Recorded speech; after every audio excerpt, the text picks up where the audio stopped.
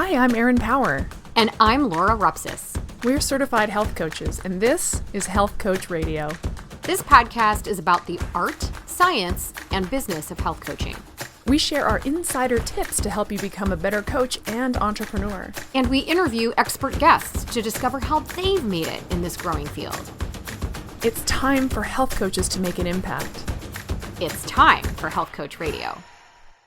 Today's episode is brought to you by the Health Coach Success Virtual Masterclass. My co-host Laura and I worked hard to pull together this special online event just for you. It's a 5-day mini course in which we interview the best and brightest health coach and marketing experts on the planet to try to understand how they've become such great coaches and entrepreneurs. Included in the 20-plus expert interviews are some names you might recognize. Primal Health Coach Institute founder Mark Sisson, celebrity nutrition expert and New York Times bestselling author J.J. Virgin, author, cardiologist, and staunch health coach advocate Dr. William Davis, Michelle Liotta of Health Coach Power Community, Michelle Norris, CEO of Paleo FX and ID Life Nutrition, and many, many more. The Health Coach Success Virtual Masterclass is now available and totally free for a limited time. Check it out at primalhealthcoach.com/success. Today on the show, we're welcoming the dynamic duo behind the Habits to Thrive online summit. Anya Perry and Deanna Wilcox are both certified and practicing health coaches from totally different parts of the country. They came together with a wild and crazy idea that they thought just might work. A free online health summit where a collection of coaches share their favorite educational sound bites around how to change habits. With 2 summits under their belt and more to come, Anya and Deanna have already learned a ton. They ran their first summit absolutely free and were able to monetize the second one. Certainly we've all enrolled in an online summit at some point in our lives, but have you ever thought about creating one?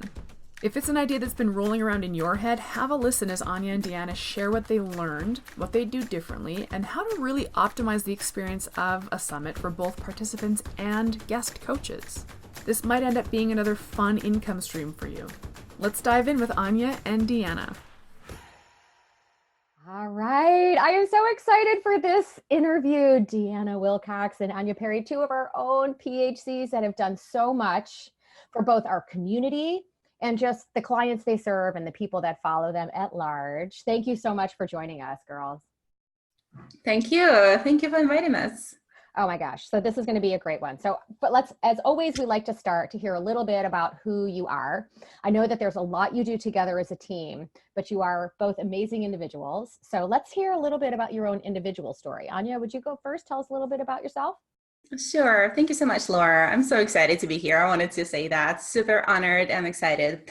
My story goes back to 2012 when, like many PhCs, I think it's a similar pattern. Many people get fed up with their own situation or hit the rock bottom or get sick. And I was getting sick. I was getting sick from the lifestyle I was leading that time. And a friend sent me a primal blueprint. He sent me 2 pages of what to eat and what not to eat.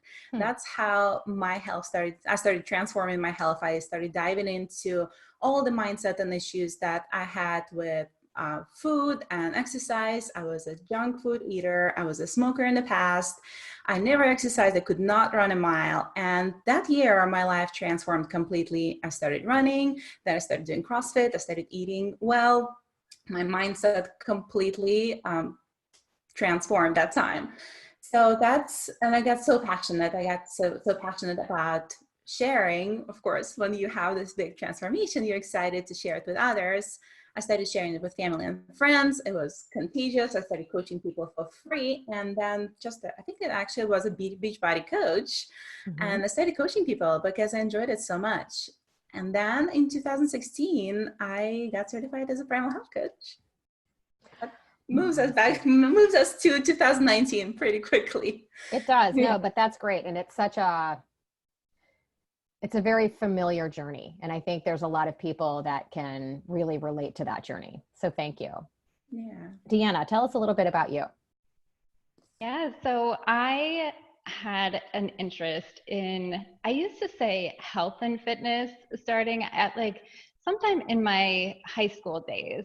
But the more I think about it, it wasn't that I really had an interest in health and fitness. It was diet and fitness, because I started to realize that, by doing certain things, I could change the shape and size of my body a little bit. And, I was a teenager and had a great metabolism. I really had nothing to worry about at the time, but certainly my diet was not very healthy. I just became concerned with, how can I keep this small shape and size? And this was at the height of no fat, low fat days. And for me, it was like, no fat's better than low fat, right? Just like all that much harder. So I was eating dry Rice Krispies. Oh my gosh. Those were, no fat, right? So I developed an interest though in nutrition and fitness in this way. And my grandmother was a lifelong Weight Watchers person. And so she had a whole bunch of paraphernalia from them, and I would read through it. And I was just interested about learning this stuff, and not necessarily to improve my health. It was just interesting to me.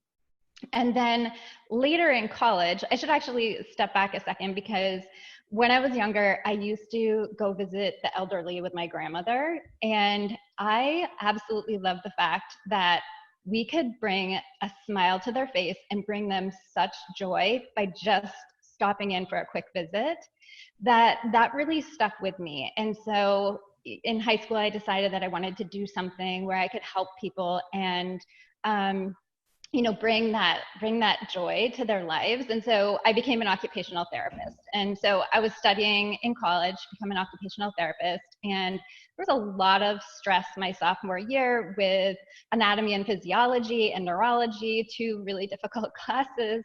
And I ended up with hormonal imbalances that was leading to me getting my cycle having 2-week cycles.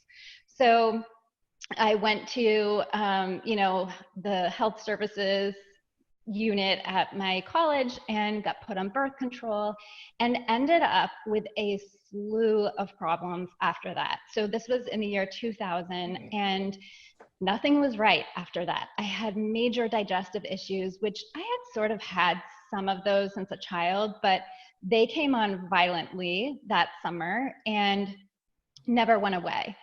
And so I dealt with those, and eventually I got a diagnosis of irritable bowel syndrome, and which meant nothing, right? And I started with this extreme interest in, how can nutrition help me? My doctors were not letting on to the fact that it could help in any way, but I was like, because it has to help. And so I started researching on my own. And eventually, I started finding some answers to, some of the things that would make me feel a little better or worse. And I went on a gluten-free diet in 2003, sort of before it was really popular. It was starting to be talked about a little bit. That really helped a lot, but it didn't solve all the issues.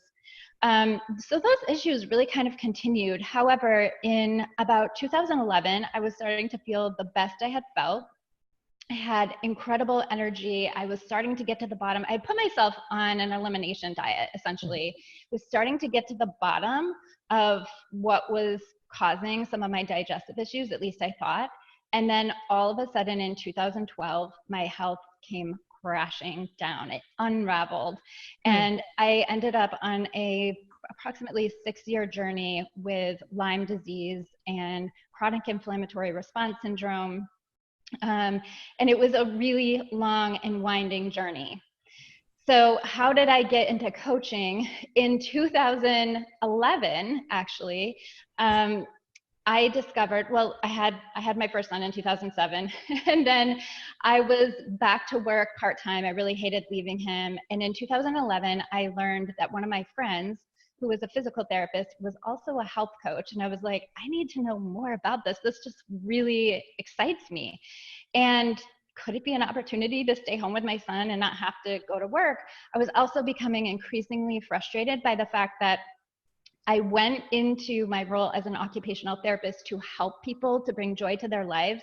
And I was finding myself doing more and more paperwork and having to jump through hoops to help people. And when I learned about coaching, I'm like, this might be a way to actually work with people most of the time and not be doing all this paperwork behind the scenes. And so it was actually that program that I worked with that helped me to start the elimination diet that was helping me initially. But then, like I said, I went through a series of very stressful events that led to my health crashing. So I was coaching during this time, but now, come 2016, as I'm really working my way back towards health through this chronic health journey, I realized that I wanted to help people in a different way outside of the program that I was already coaching through. And that's when I discovered Primal Health Coach Institute. And now I help women with chronic illness recover their health and find more joy, peace, and freedom in their lives, because I knew how much I was robbed of those things in my journey. So that's how it went.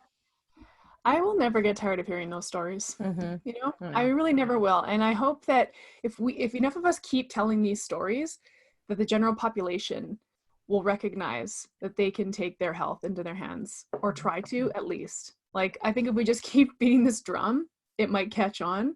Like, at first, I feel like those of us who went through these health transformations and became evangelical about it and turned into health coaches, we were the outliers. And I think probably we still are to some degree. That's why our clients need us. But if we keep telling these stories, it's going to catch on, I think. Okay, so Deanna, you help women with chronic illness. That's awesome. And I'm sorry to hear that you had that Lyme diagnosis. That's a very difficult one. Anya, who are you working with these days?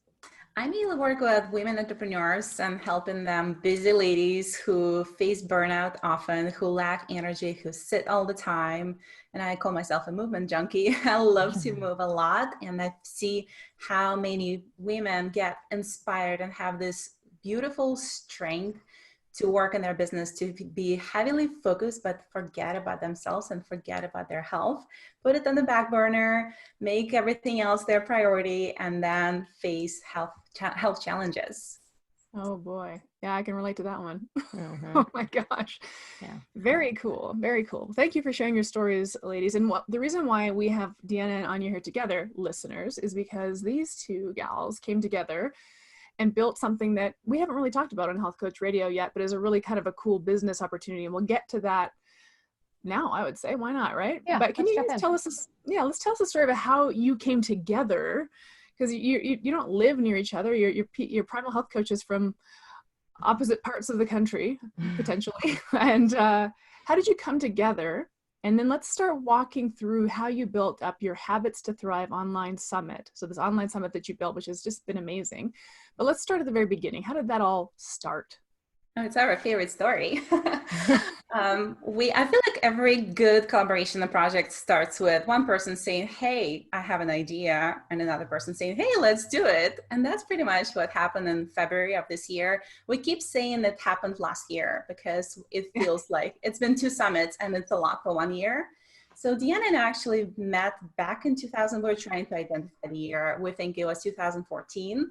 And we were Instagram friends. We were not even primal health coaches at that time. We were just following each other as many other inspirational accounts, food bloggers and teachers on Instagram. And we started talking. We had a person in common. We knew someone in common who went to the same school I went. She knew someone. And that's how we got connected, started talking about coaching, our methods, our programs. We were not friends until we were participants in one of the summits last year. In one of the online summits. And then we started talking. At some point this year, I sent her a message saying, hey, I have an idea. And she said, let's hear it. And she was right away agreed to do it. And that really fired us up, because there was no Habits to Thrive Summit. We had an idea to create an event that is going to be a big online educational party. We wanted to highlight our coaches because we love our tribe. We have many in our network. We wanted to connect with people, and those are our main goals right off the bat. And since we had similar goals, once we talked about it, we decided to go ahead and do it. Awesome.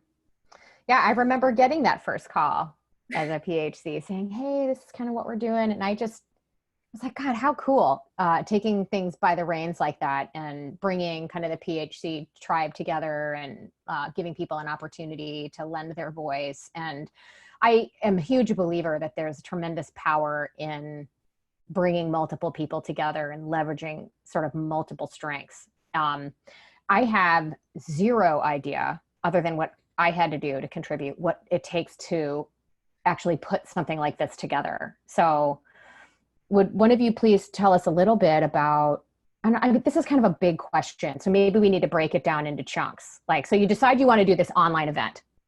You want it to be a big party, right? Yeah. What's your first step? Do you have to sketch out a concept? Like, what's your first step on building something like this?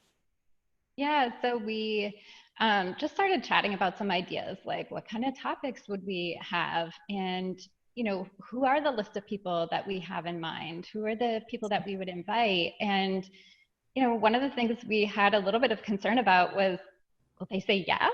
You know, do these people want to join us? What's in it for them? And so, yeah, we sort of sketched out a timeline and gave ourselves 6 to 8 weeks. I think Anya was like, let's do it in 4. And I was like, no, we need more time than that.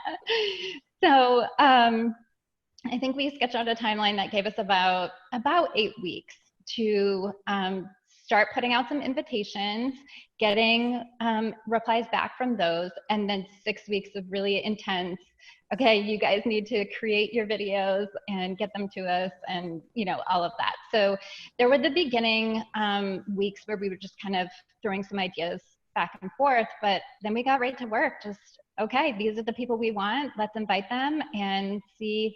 We didn't really have, we had sort of a maximum number of people we wanted to have. We didn't want it to be too big. We wanted people to be able to, our participants to be able to consume everything that we put out there. I think that's a huge challenge with a lot of summits, is that the videos or, you know, the interviews are an hour long, and, you know, they have multiple people every day, and it's almost impossible to consume all of the information. And we really wanted this to be consumable. So I think we said, like, we really want to cap it at 20, and we'll just see how many of these people we invite say yes, and we'll go from there. So that's kind of how we started. So you guys have participated in a lot of online summits yourselves, I guess, participants. Is that kind of how you came into this with an understanding of how these things work?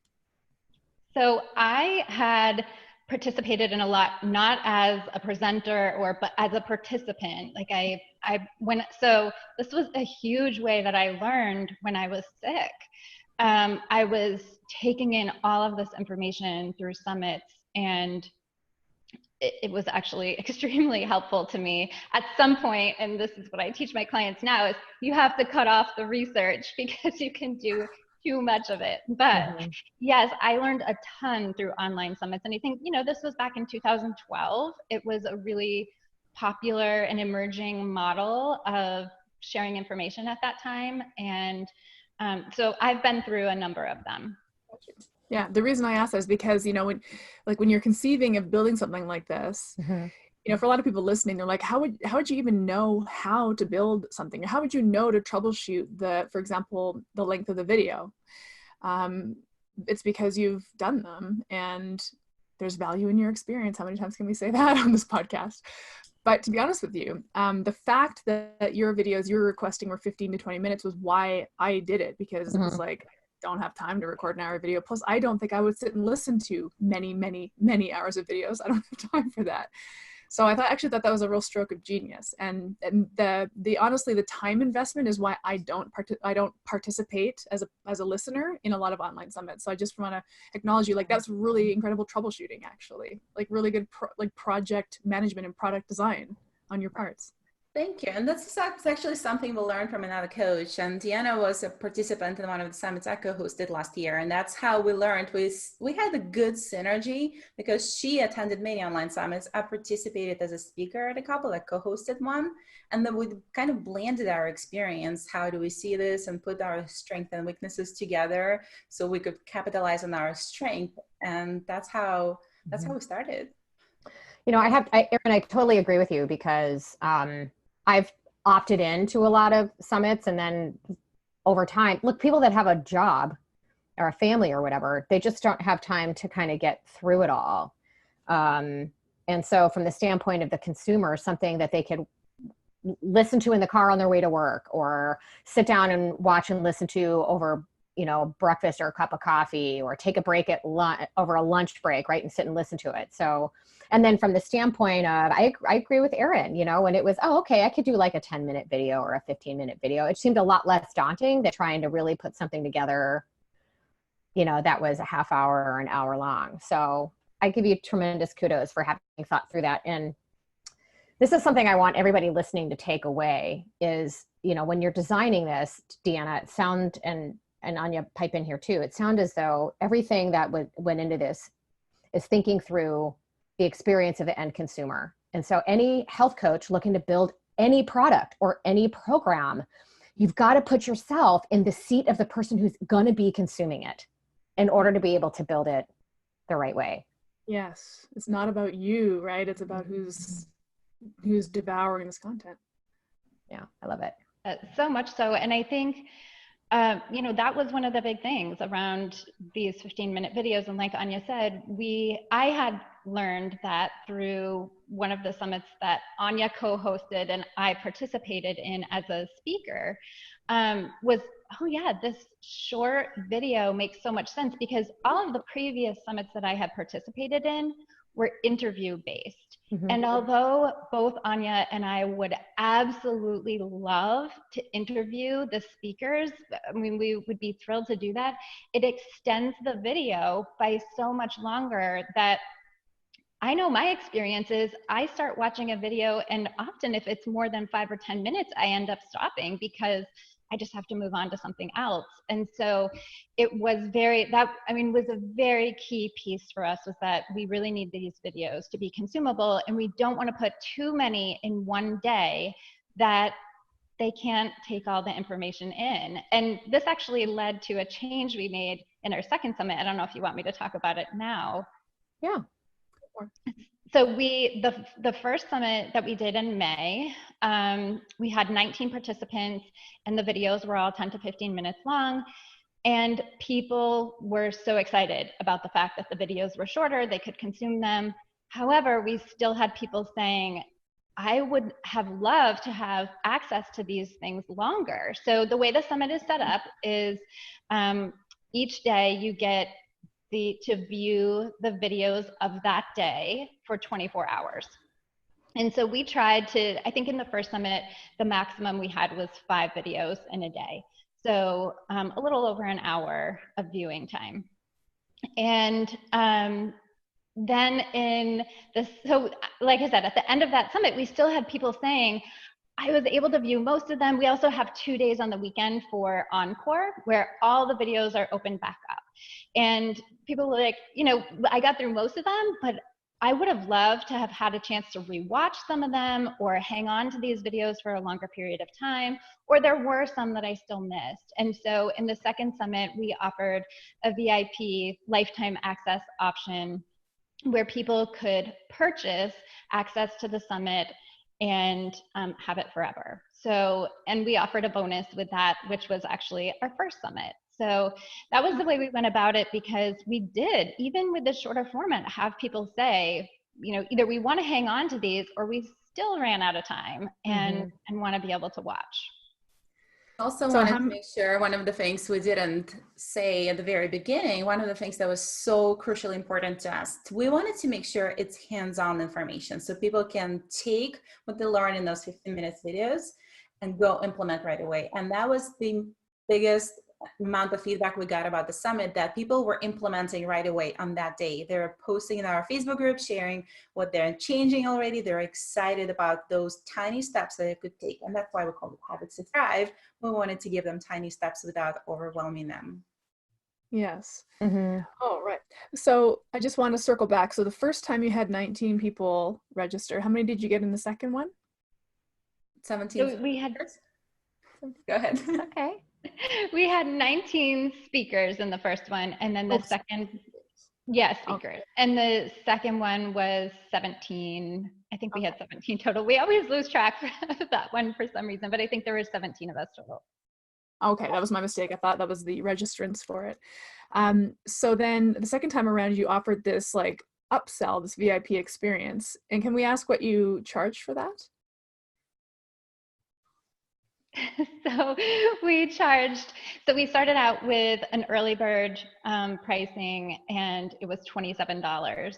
And I think that went through the end of the very first day of the summit. So we kind of launched about 2 weeks prior to the summit, saying, you know, we had been letting people know who had participated in the first one, hey, like we have the date, it's coming, it's coming. And then about 2 weeks prior, we officially launched and started asking people to come sign up. And then that early bird pricing on the VIP option went through the end of that first day for $27, which is just, I mean, you know, it's amazing. And then it went up to $47 through the end of the week. And then it's now evergreen and available for $97. And it includes both summits. So, oh, wow. So did you get pretty good uptake on that from people? I think we did. We were surprised, actually. We wanted to share this. This is something in between Deanna and I don't think she's going to mind me saying that. We wanted to experiment. We started with a free summit, and we were so excited. We did not have any goals for sales. We just wanted to have fun, see how it goes, serve, do our best as experts. And that was our main goal for the first summit. And for the second summit, we decided, how about we take it up a notch? Let's step out of our comfort zone and what we can do there. So that was a good experiment. Oh, that's great. Yeah, I love that. And it's something that I think makes a lot of sense for new coaches that are really trying to figure out how to put the best product out there, is the idea of beta testing, right? Getting something out there that you think is pretty good. See what the reaction is, see what kind of uptake you get, see what kind of feedback you get. Then you can go back and revise and take it up a notch, right? So this is, God, just textbook, you know, concepts on how to just build a great product. And so tell me, so Habits to Thrive is, you know, as far as what you're going to learn, I think is pretty obvious. So well titled, I think. But when you guys are thinking about who you're actually building this for, since you both kind of work with women, do you have kind of women in mind, or is there kind of a niche? How would you describe the type of person that's interested in a summit like this? So Anya, Deanna. So we did actually consider for the second one making it just for women, because it is primarily our audience. However, I don't even know. I don't know exactly. I was a little hesitant to narrowing it to just women because I actually personally really enjoy working with men as well. But I think part of the reason we didn't want to limit it was that we had all these wonderful coaches and their audiences aren't just women. So we really wanted to keep it more wide open. And, you know, some of our favorite participants from the first summit were men. So we didn't want to exclude them either. And, you know, one of the other things is that we have some incredible people in our Primal Health Coach community, but I have felt like a lot of them, you know, focus more broadly, that they're not all, you know, focused on just women or whatever, that they're focused on varied populations. So just from that perspective, we wanted to be inclusive. And Anya is such a habit queen. She has a podcast by the name of Habit Queen. And so when we were trying to decide, even like, where do we start with this? I had this sense of like, you know, behaviors. We need to start with behaviors and mindset, and, you know, and so all of that blends into our habits. And so that's how we started with habits, and also knowing that it's pretty broad. So we can sort of change out or include multiple topics within that can be long lasting, so that, you know, the title still fit and was still really appropriate for the second summit. And it's something that we can continue to use. Yeah, and I think by the second summit, we kind of started to get in a better feel. It's almost like we did, in a way, this big marketing research while we were doing things and exploring. By the end of the second summit, I feel like we have a better idea who is our client for the summit. It's actually not the same avatar or same profile as for our personal coaching experiences. We have, I would think, I don't know, Deanna, you may disagree with me. We never talked about it actually yet.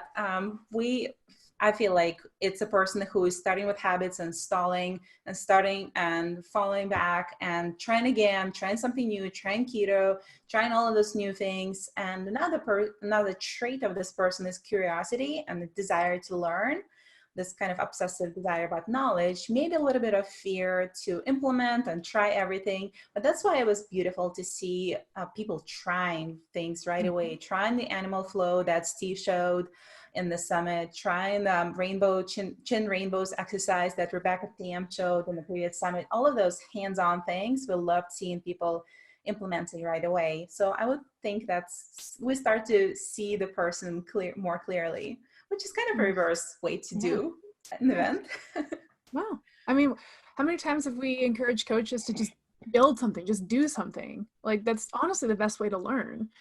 And like Laura said, you guys did a textbook. You're like, let's just try this thing. And then the first one was the market research, to your point. And the second one, you were able to monetize. Like the second one, you could monetize it because you were more clear on who you were helping and how. And it's like, perfect, great. That's just incredibly executed. I want to dive a little deeper into like your launch strategy. There's a million things I want to dive deeper into actually, but since we're kind of at the beginnings here.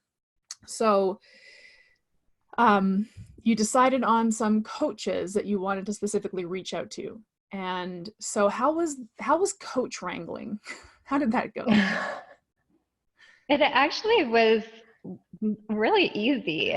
We have such great coaches. I know we keep saying that, but it's so true. Our community wants to give back. They're like me, who was like, I just want to bring joy to people's lives. And so I feel like our community has so much of that. So we reached out either through email or like a Facebook message, whatever contacts we had for the people that we wanted to invite, and just said, hey, do you want to do this thing? And almost everybody was like, yeah, but, tell me a little more. What kind of ideas do you have for me? And so we did sort of help people. We actually started out by having an idea in our minds of what we wanted each coach to talk about. But we also wanted to give them a little bit of freedom to say, hey, if this is not quite your niche, if this isn't where you can shine, tell us, because we want you to shine. It's going to be better for you, and it's going to be better for all of the participants if you choose something that works for you. So ultimately, that part was pretty easy. And then it was just about being really consistent in our follow-up with them throughout the course of the summit.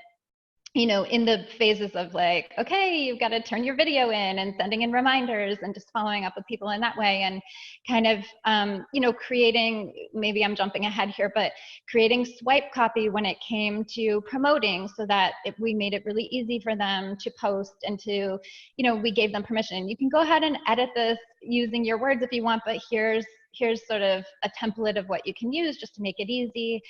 We created graphics for them, and just like I said, kept following up at regular intervals to make sure that they knew what was going on, what we expected of them.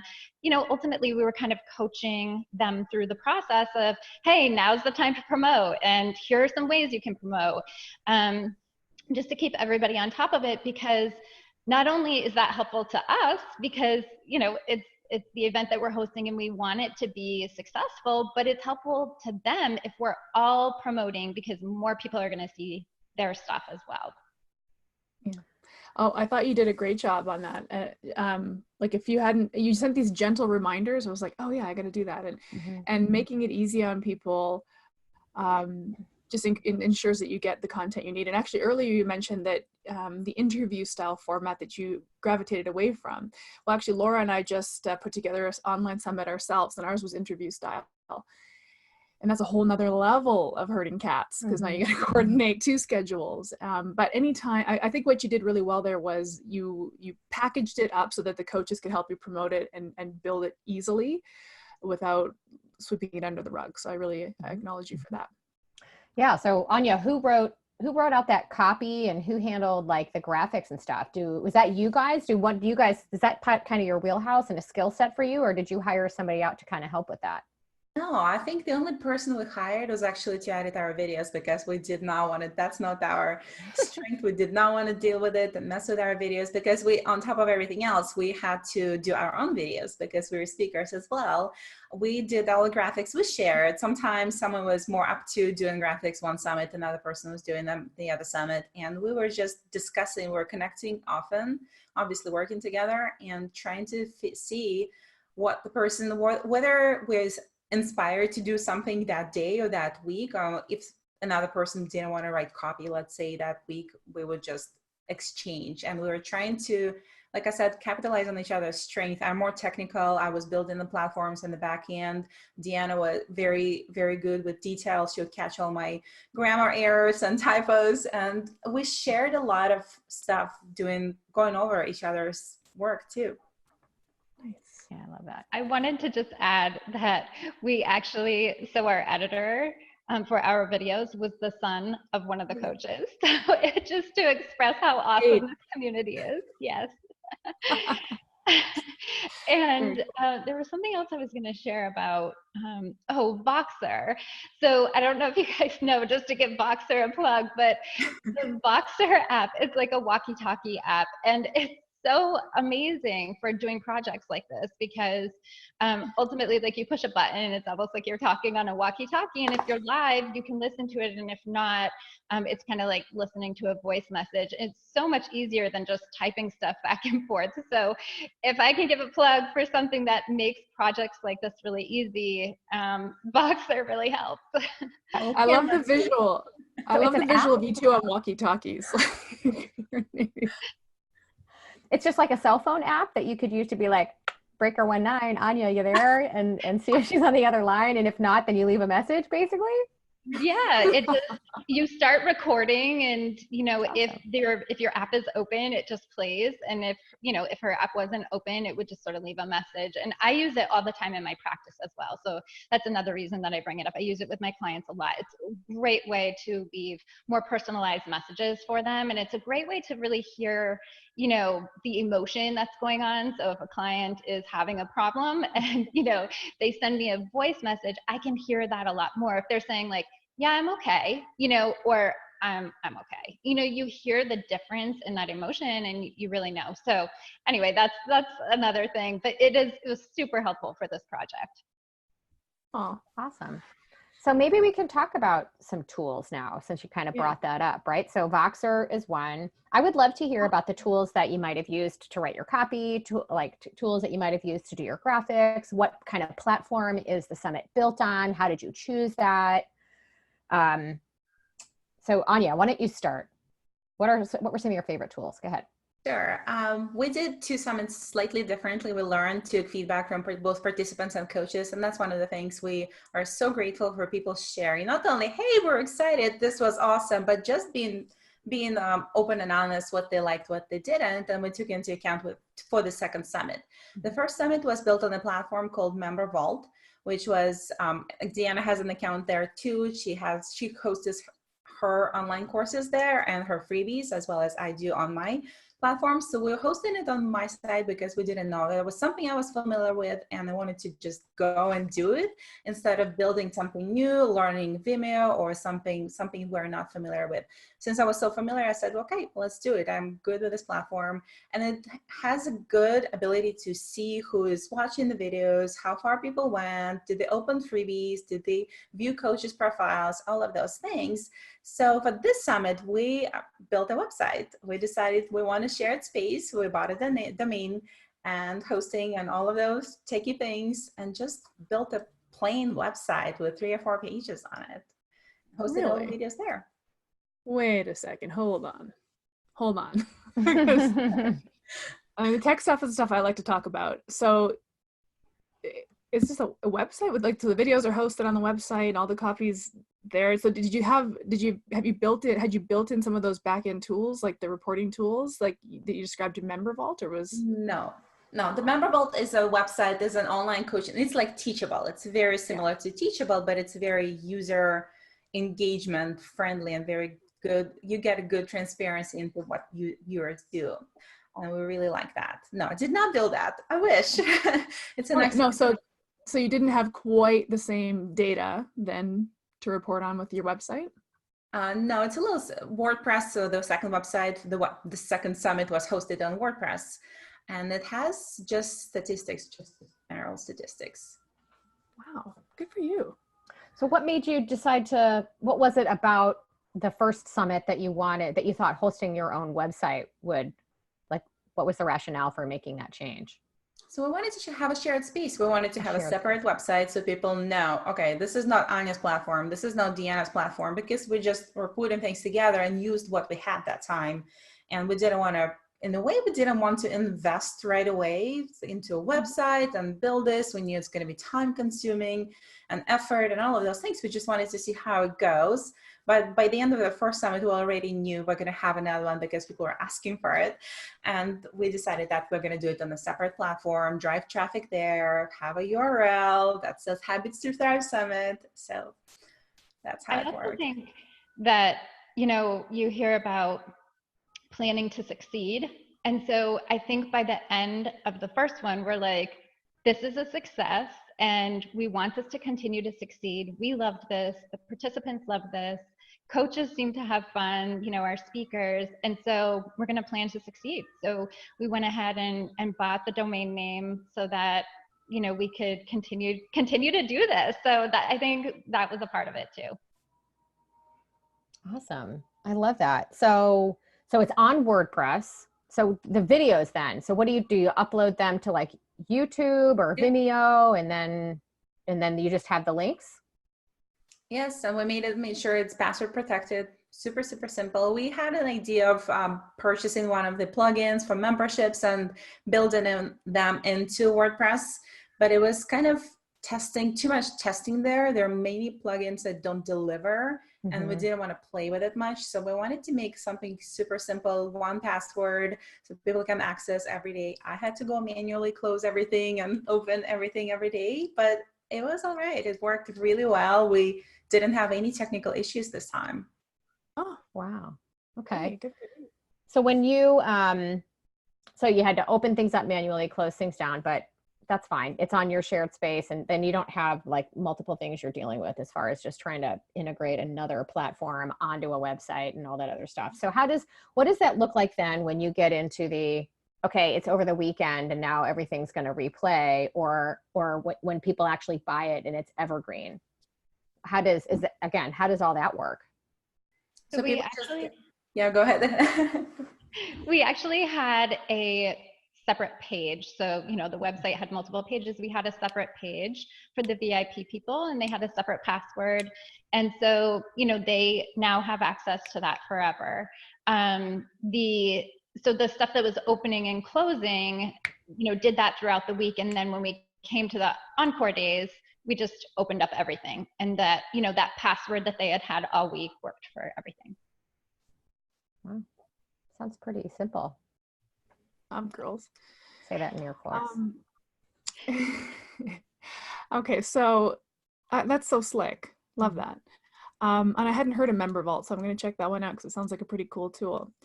A big part of Habits to Thrive that was epically awesome was your community engagement in that Facebook group. So first of all, both of you were in there all the time, drumming up conversation, and the participants were, I found, very active. The coaches were and continue to be. So let's talk about what your community engagement strategy was. Do you want to go? No, I'll let you go. We can talk both about it.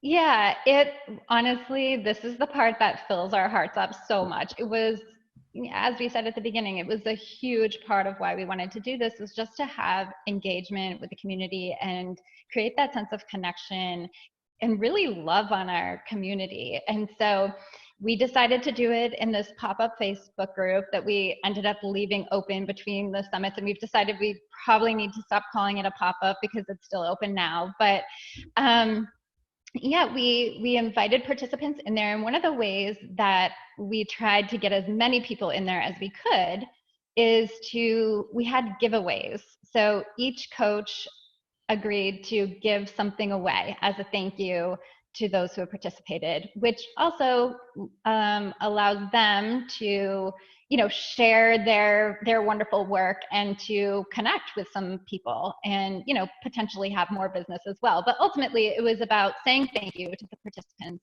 And so we made the Facebook group the only place that you could partake in the giveaways. So you had to come in, and each day in the Facebook group, we put up a post about each of the speakers, and the participants had to comment on that speaker's post for the day to be entered into that person's giveaway. So that was how we tried to drive community there. And then once there, if they commented, so, we asked them to comment, like, what was your biggest takeaway from the video or whatever. And sometimes people would just put something really simple. And Anya and I really wanted to create more engagement, pull more information out of them, really help to support them and let them know that's what we were there for. So we would go in and ask further questions, drive a little deeper with them. And that was a lot of fun. It was definitely probably my favorite part, I think. Definitely, probably, I don't know. But anyway, we really love that part. I think we also recognize that not everybody has Facebook, not everybody wants to be on Facebook. So we did discuss other alternatives, but and maybe in the future we'll explore something a little bit different, but we really wanted to maintain that sense of community that we were able to create in the Facebook group the first time. So we did stick with that the second time because it does work really well. Mm-hmm. Yeah. And I think it was in alignment with our vision, the engagement that not only we wanted to be super engaged, that was our main goal for the first summit. For the second summit, we sat down and decided, okay, aside from business goals, we want to grow our list and have sales in the second summit, all of those things. Our main driver was engagement and community. And that was beautiful because we didn't feel like we're obligated to go to a Facebook group and read hundreds of comments, which they were there. We were excited to go. And the moment we were excited because we would message each other as well, saying, hey, I just cleared all those comments and more popping. And we would go and dive into those conversations, hear people's stories. We were amazed by their stories. And that was fun because other coaches supported and were in alignment with our vision too. They're super engaged, extremely supportive, always in the group, and that was beautiful. Mm-hmm. Yeah. Well, I like that you touched on the fact that Facebook is honestly easy. At this point, it's just easier. I know there's a lot of other apps that people are moving away from Facebook, but at this point, I agree with you that it's kind of just the easiest one that most people are on. I'm running a challenge right now, and there's 60 people in it. 2 of them weren't on Facebook, and I was like, well, you're gonna have to get on it. You're gonna have to just download it for this thing, because 2 out of 60 is not enough for me to like look into a different app at this point. And I think it just keeps it much tidier. Yeah, you guys really knocked it out of the park on the engagement. It was amazing to watch you just be in there so nimbly. And I love, Anya, that you mentioned that. Like, sometimes we can lose, I think sometimes, I'm just speaking very generally, when we think about building a business as a health coach and becoming an entrepreneur, sometimes we forget that we started doing this because we care about people and want to help them. And anytime we can anchor back to that, it just brings more joy into all the hard work you're doing. So I think that's a really important soundbite you touched on there. The coaches that participated in your summit, I mean, they're still posting. Like, the summit's well over, and you've got coaches that are still continuing the conversations. Was that part of your strategy? Did you work that out with them to have sort of a schedule, like an ongoing schedule after the summit ended, or are they just doing that themselves, or what's up with that? Yeah, so we decided, okay, we're going to keep this group open, but we have our coaching businesses outside of this as well. And to keep this group going, even just between the 2 of us, that's quite a lot.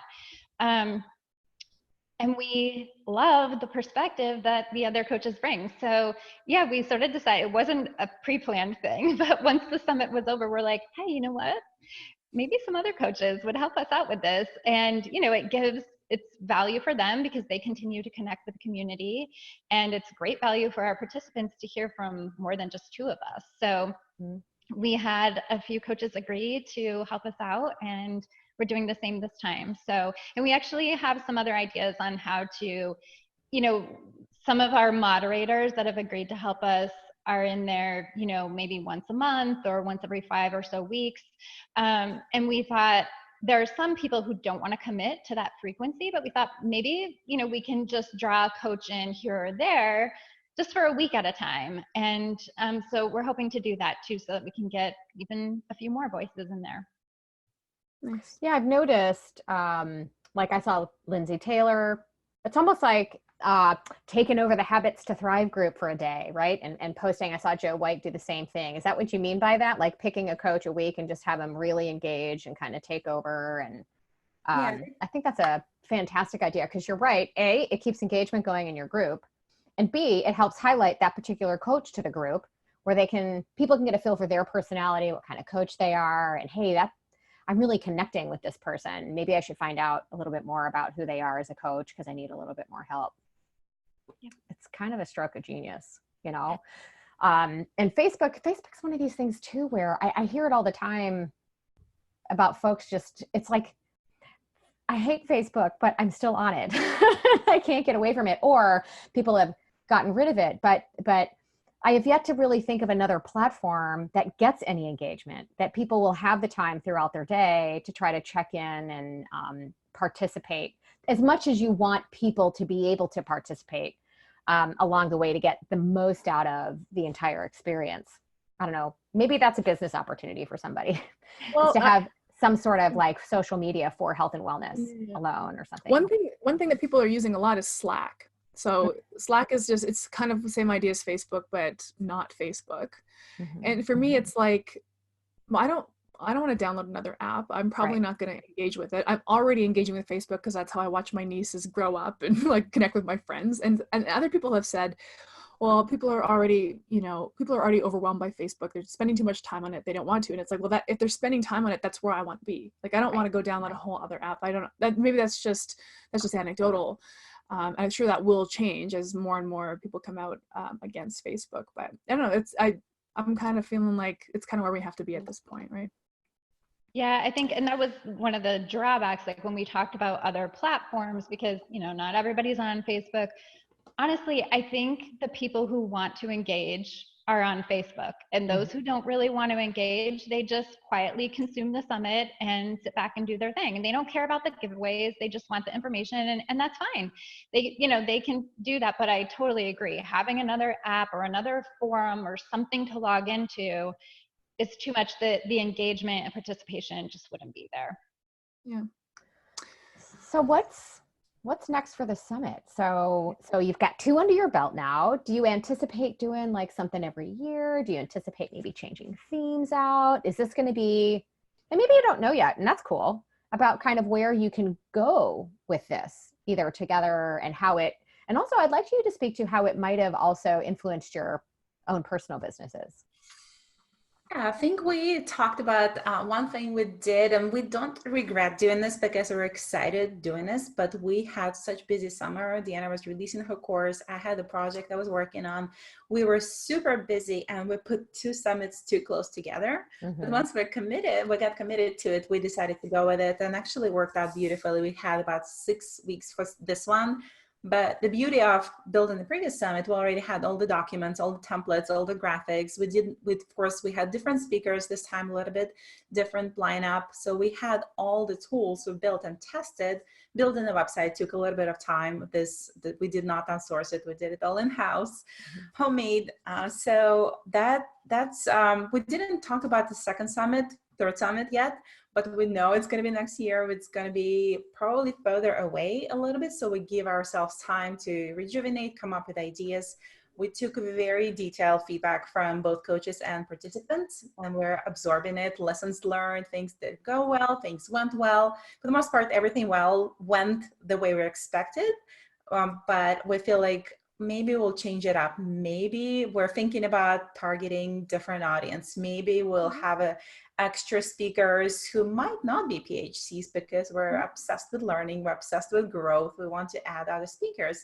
And we didn't bring up one major factor that was, I feel like it was pretty brave of us to do this time. We decided to invite Mark Sisson, and we decided to step up for the second summit and say, why not? The worst case scenario, if Mark is too busy, he's gonna say no. He doesn't want to do it, he'll say no. And he said yes, and it was definitely the highlight of the summit. How did we forget about Mark, guys? I know.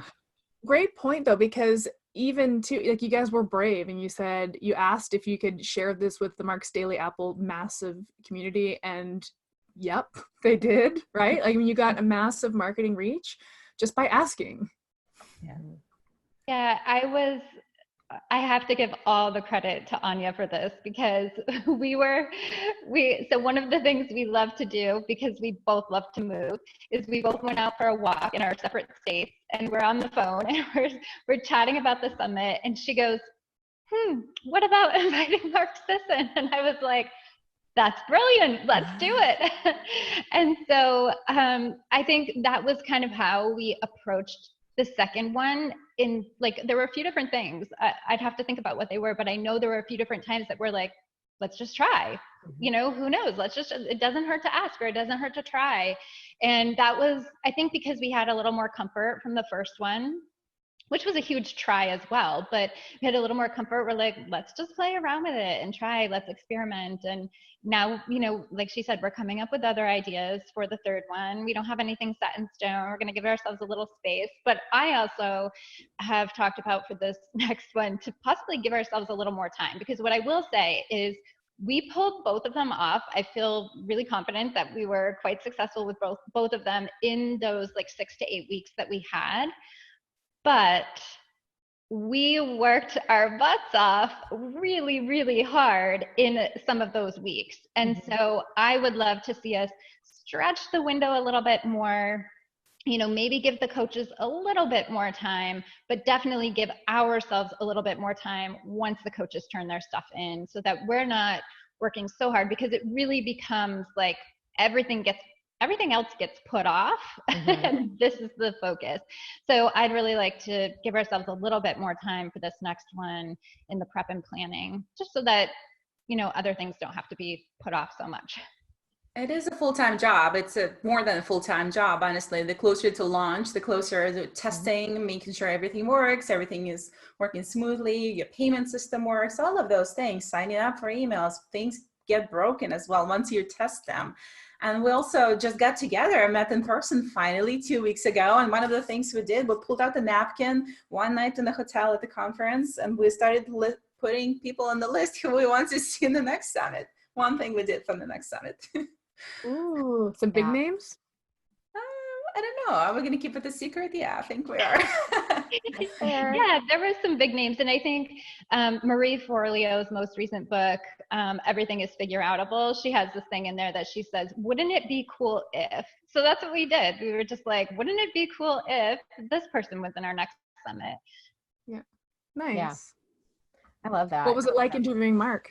It was very exciting. It was like moving your movie star idol. It was really good. And we were excited. We were preparing for the interview, and it was so laid back and so fun to just have. We felt like we spent an hour having a cup of coffee or tea with him at the coffee shop and chatting. Mark talks, and it was really fun to see and hear his thought process, learn from him, discover things we didn't know about him, because he is so exposed in his blog posts and his knowledge is everywhere. So it was fun to have this personal one-on-one with him and just share his wisdom with others. Nice. It was also fun because we asked him a couple of questions that stumped him for a second. And that was kind of fun. What question stumped him? I love to hear that. I think one of them was, what was it actually? Because I was thinking it was, what would you have done if you weren't a health coach? But no, was it, or not a health coach, but, you know, what he does, but it wasn't that. What was it? It was, one of them was the worst habit that kind of stopped him for a second. Did we ask something, what would you do in different life, or what would you do? Who would you be if you were not a writer? Something close to that. And what did he say? Do you remember? He said he would have been a comedian or a rock star. What? What? He's like, so I don't know if you know this about Mark, but he's an introvert, right? And so it's funny that he said that, because I mean, I guess he's used to being on, right? He does a lot of speaking and he's really good at that. But those are great questions. And I think questions like that for someone like him, he probably doesn't have that many really bad habits. Like his bad habits, like a glass of wine at night, maybe. You know what I mean? He talked about stress. Stress. Which I think was, that's so relatable for so many people, that you can have the greatest habits, but stress can still really get a hold of all of us. So I think it was super relatable. So on that note, related to stress, we were talking about you. So you both, like in your personal businesses, work with women, chronic disease, huge source of stress. And then female entrepreneurs, any entrepreneur, stress is a huge factor, right? And I got to imagine putting this together in addition to having your own practices and that crunch time. I was going to comment, wow, 6 weeks. Damn, girl. Like, yeah. But I guess you had each other, but still. So I would love to talk a little bit about how each of you kind of manage that stress for yourself. Are there tactics that you use to try to help manage it? I've seen stuff from both of you on social media, crying, like just having an episode, like I'm having a bad day, right?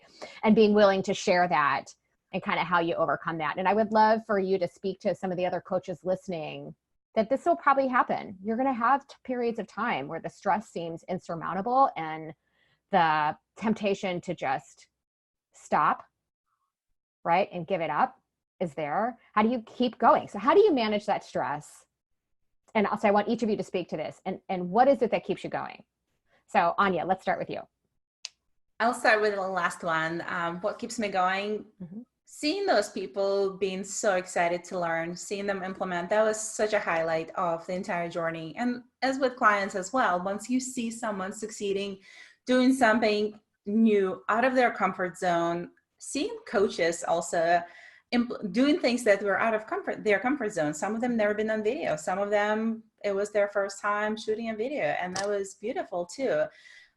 So that drives me a lot. I get a lot of joy from seeing others succeed. And I think could be relatable to many coaches, because we want to create ripple effect. Deanna and I both want to do that. We know that every single coach that was on our platform, on the podium, they want to create ripple effect. So that drives us forward. Transformation, of course, people's lives being transformed. And as for stress management, I can't say it was stressful. Deanna, you can confront me on this one. I can't say it was stressful per se. It was just a lot of work. We had to drop things that were maybe laundry, maybe cleaning the house, that were not as important. We had to ask for help. We had to ask our husbands, can you please support us because we have this going on, recording. We had to drop certain projects and postpone them and put things on the back burner to be able to do this, because the first summit was even harder, because I feel like we worked many more hours. We worked up to 40, 60 hours, that project, a lot. So you learn how to be very efficient. You support each other a lot. You do something another person doesn't really want to do that day. It doesn't feel like it. You just grab it off their plate to make it easier for them. Trying to think else. I can't say it was not stressful. Don't get me wrong. It's just a lot of work and a lot of forward going movement, and things break. That can be a little bit stressful, but how you proceed and how you perceive it, is it the end of the world? We sent the email twice. Well, oops, it happens. It happens to anyone. It happens to biggest influencers and people with huge platforms and audiences. Are we going to be sitting here and beating ourselves up for it? Are we going to move forward and make sure next time we test it 3 times, not 2? That. So I feel like we had such good synergy and such good team. And if you're listening to it, if you're a primal health coach, if you're a health coach and you want to build something with someone, make sure you're a good fit. Make sure you're on the same page. Make sure another person will know when you're stressed and will tell you, you need to go take a break. I'm going to pick up from here. So it's a paddling boat, and we did a really good job. When another person was tired, one person was tired, another person would pick up. I love that. What about you, Deanna?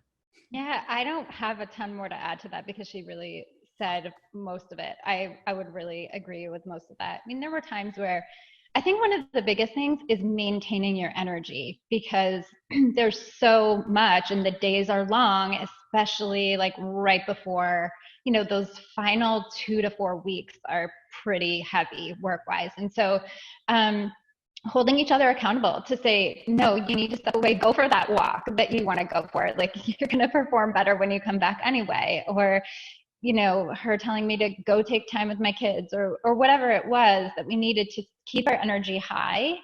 And I would say it wasn't so bad this summit, but I think the previous summit, there was so much excitement and, definitely that like busy mind, just because there's so much to do, that there were times it impacted my sleep. Mm-hmm. So, as much as possible, trying to have a little bit of wind down time before bed, because otherwise, our minds are so busy. I think the biggest thing that I was aware of both times is that some of my best self-care practices sort of went out the window, because it was like there was just so much energy being put towards work, and then whatever bits of spare time were left were, given to my family or the other priorities in my life. And so just knowing, again, one of the things that I say is that self-care is a state of mind, just as Anya was saying, how we react to the stress is our choice, but self-care is a state of mind. So choosing some things, even if they were really brief, that felt like self-care, or that could be combined with my work. And, we talked about the engagement in the Facebook group, and that feels like self-care to me when it comes to Summit Week, because it's so much fun. And we, again, we put everything into the summit, and leading up to it, knowing, okay, once the summit starts, this is our main priority. And it's so much fun. So it sort of fills you back up after, your cup is pretty empty. It's getting pretty empty after 2 to 4 weeks of pushing that hard. Mm-hmm. Yeah. So it sounds like the perception of stress is managed when you're doing something that you love. Yeah. Good. Yeah. So, but it's also another reason why we're taking a little bit of a break to go back to our best practices for ourselves, because it's okay. I honestly think, and Deanna will agree with me, it's okay to push for those 6-8 weeks when you launch in a project, but you gotta understand that what are you going to do after that? Are you going to be pushing for another project? That's good, but what about you being centered and having your cup full and feeling joy and feeling excitement from everything you do every single day?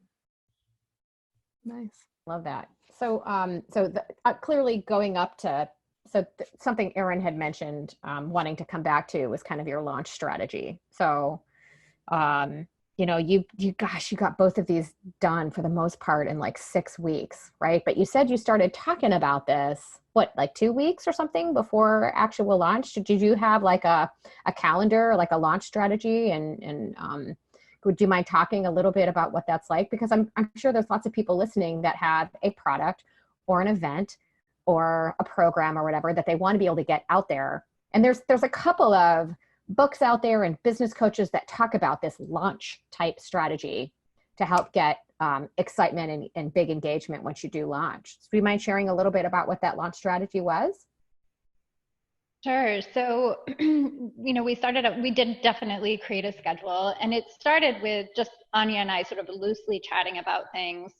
And then once we reached out to coaches and asked them if they wanted to participate, we gave them, we expected a response as quickly as possible, really. And then, once they said yes, we're like, okay, in a week or so, we'll be getting back to you with what the expectations are. So once we, rounded people up in that week or so, then we sent out sort of what the expectations were for the videos that they needed to create, and gave them about 2 weeks to create that video and get it back to us.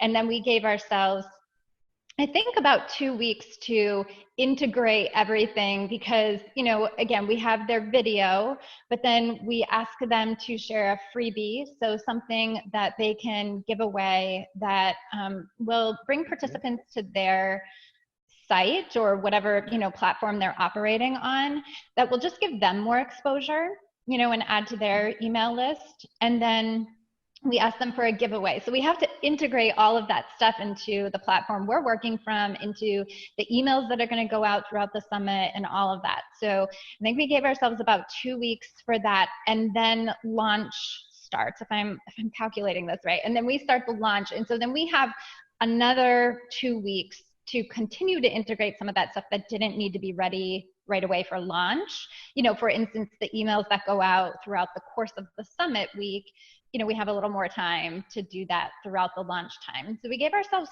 2 weeks to actually launch it to people, to say, here, it's open for sign up. And then I think what you were asking is, during that time, you know, both times we did things a little bit differently. We did a little bit more launch stuff this time, but, you know, we went live on Facebook or on Instagram, and we posted in our feeds, and posted in some groups, so some Facebook groups, and shared locally. Anya and I both at times shared to some local groups. And so that was some of our launch strategy. This time we also asked some of the coaches in the summit to join us in our lives, so that we could interview them and, you know, highlight them as we were leading into the start of the summit. Does that answer your question? Yeah. So, you know, as far as what kind of strategy did you use to drum up interest, to get people to actually register for it and jump in there? So I'm hearing a lot of stuff around social media, your personal feeds, local events. And I would imagine a big chunk of this too comes from the participating coaches and being able to share that with their audience and when it's going to go live. We saw a lot of that. So thank you. Yes, we also shared with our email lists, and there was a little bit of strategizing there. We had 2-week plan too, when we started dropping hints. This is coming. This is what we're doing. And then, of course, closer to the day, we were sending a few more emails saying people what's in there for them, why they should join, why we think they should join us. And that was an additional part. And I think the coaches did an incredible job there too, because they shared not only with their audiences, they wrote beautiful emails to their email lists and shared with their audiences too. I love it. So I'm hearing you shared with your email list, shared on your personal social feed, shared in groups that you belong to, and then leveraged those participating coaches and their audiences. So you end up being able to just exponentially increase your reach, being able to leverage those folks. I love it. How many people did you have signed up for the last one? How many do we have? So this was one thing that Anya and I are still kind of trying to evaluate. So the last one, gosh, I don't even remember, were we close to 300 people in the last one? Yeah. So the first one, we had about 500 people, and we expected to double our audience this time. And so we're still trying to figure out, just being totally transparent here, we're still trying to figure out what was different this time, like what, because we were confident we were going to double our audience, and we didn't do that. And there was a moment, at least for me, a few moments, at least for me, where I was a little disappointed. Like, we set this goal, we were so sure of this, and we didn't reach it. But you know, before, when I realized like we're probably not going to get there, I released that and was able to just thoroughly enjoy and engage with the people that we did have there, because really the numbers didn't matter. And that was one thing we both agreed very early on, from, you know, before we even began the first one, is yeah, we want to set a goal because it is important to have a vision and to know how many people. That really kind of sets up, like, what do you do to reach that number of people? You know, what are the things we have to do, and who are the people we have to become to reach those people? But that was never our first priority, was, you know, reaching a certain number of people. So, you know, we'll say that, but we're still evaluating. We're not exactly sure what happened, and whether it was just that they were, you know, closer together. Maybe the novelty had worn off from the first one. Maybe the season timing just wasn't right for people. We'll also say, you talked about advertising through Mark's Daily Apple. We did advertise through Mark's Daily Apple the first time, and it came out before the summit, and this time there was a little bit of a mistake in our communication, and it was forgotten until afterward. And so I think that probably played a role in it, because that's a really large community that we didn't reach ahead of time. But I mean, overall, we're still really happy, still feel like it was super successful. We're not disappointed. The group, the participants this time, I mean, the first time they were amazing and super engaged, but we just had such incredible engagement this time, really even got to know people a bit more intimately, I felt like. And it wasn't because there were less people in the group. We actually have more people in the group at this point, but the communication was great. So again, still a great success, just not the number of people we expected. Yeah, and we kept an open mind when it comes to numbers. And again, like I said a couple of times already, I mentioned, because I feel like this was part of our success, and we feel like we did our best and we got the results we wanted, because not only we set business goals and had no attachments to them. We did all the work we thought we needed to do to achieve those goals, as for the first summit and for the second one. But we had those internal goals that we really wanted to get people to know people better. We wanted to hear their stories. We wanted them to engage with coaches. We actually got to know our coaches better, much on a deeper level. And that was such a beautiful part. I feel like we both loved it so much. So yeah. I love that, though, being able to reflect on lessons learned and going in with a certain expectation and how you handle when things don't pan out the way you want to. But it sounds to me that regardless of the actual numbers, the second time around was successful in that you had huge engagement, you've impacted lives, you were able to monetize it this time, right? And so you can go into, okay, what I think you might have hit something. Maybe they were just a little too close together. Because you would probably have repeat participants, people that want to come back for the second one if it's an annual thing and they're going to hear from different people or different topics every time. So you can get some people that just re-engage every single year and then they bring their friends. So that, I mean, it could honestly have just been as simple as that, right? Yeah, definitely. I think that, there's a couple of things too, like, the novelty. It's just like, oh, what's this new thing they're doing? And maybe that had something to do with it. But the other thing was that, Anya and I really wanted to, one of our things was we want to show up again and let people know we're going to be consistent. We want to show up and let people know this first time was successful, and so we're doing it again because it was successful. And we wanted that consistency there. So again, I don't have any regret over that. And I think for our health and the health of our businesses, like we said, we're taking a bigger break this next time, and that could potentially be really helpful. And maybe we'll consider the spring again, which was a successful time before. Yeah. Good. Oh, this has been so educational. I think a lot of people are going to get a lot out of this and maybe be inspired to just try something that they've never tried before, which is how we grow. So why don't we wrap up? Let's start wrapping up, gang. Why don't you guys tell us what's next for each of you? What are you working on next in your own businesses? I'm working the new program. It's going to be released in January. I'm not going to disclose details because it's still work in progress, and I'm excited. It's going to be a little more narrowed down, more niche down than things that I do normally in my business, just helping women, helping entrepreneurs. I'm going to narrow it down even more. Usually it's all my business been based around nutrition, fitness, being athletic, being strong. As a CrossFitter and weightlifter, I implement those things in my business, and mindset was a big piece always. And so every coach, I'm sure, once you start a business, my business is 3 years old, it evolves all the time. It evolves every month, every 6 months. So I'm excited. Fantastic. And yeah, I am working on, so not quite, I wouldn't say a rebranding, but something that I've recently realized, and I've been working this through for a while, is my passion and my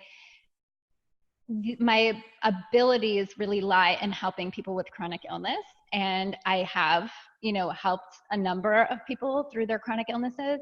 However, I've been a little bit afraid to identify myself in that way, because part of that is because my journey had so many parts.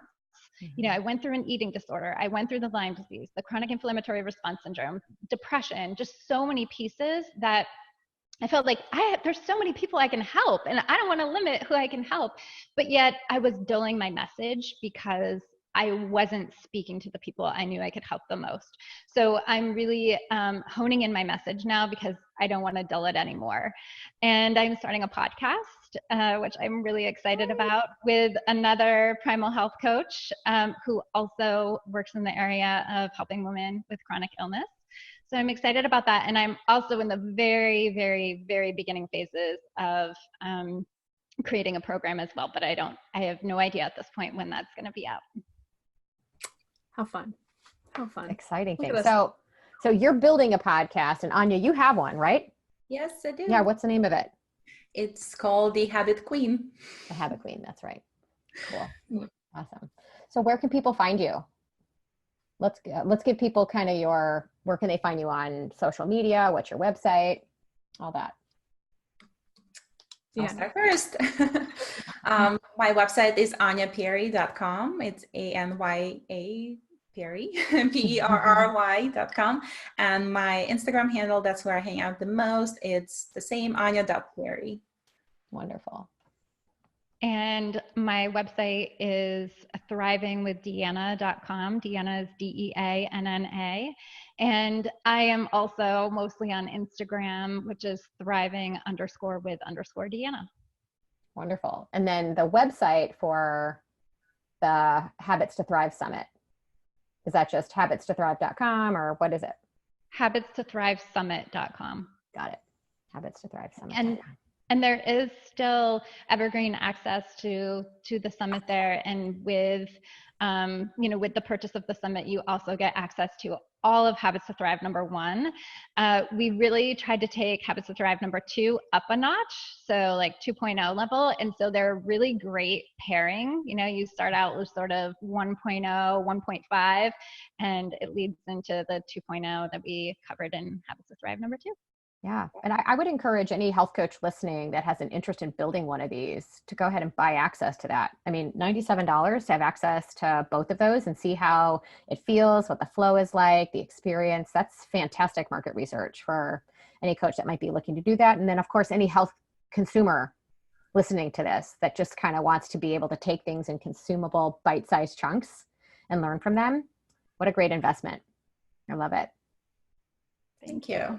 Awesome. Thank you so much, girls. This went by so fast for me. It went by in a blur. It was a total pleasure. So thank you so much. It did. Thank you so much for having us. It was really an honor to be able to chat with you guys. You're definitely our heroes in this community as well. And we've enjoyed having you on the summit because we didn't really talk about that. You guys have both been on the summits, Laura on the first one and Erin on both the first and second. And we're so grateful to have you in our community. We are. Thank you so much. It's been definitely such a pleasure to hang out with you. I feel like we almost got to hang out in person. We never did it yet, right? That's right. Technology brings us together. Awesome. Thanks, ladies. Thanks, girls. This podcast was brought to you by Primal Health Coach Institute. To learn more about how to become a successful health coach, get in touch with us by visiting primalhealthcoach.com/call. Or if you're already a successful health coach, practitioner, influencer, or thought leader with a thriving business and an interesting story, we'd love to hear from you. Connect with us at hello@primalhealthcoach.com and let us know why we need to interview you for Health Coach Radio. Thanks for listening.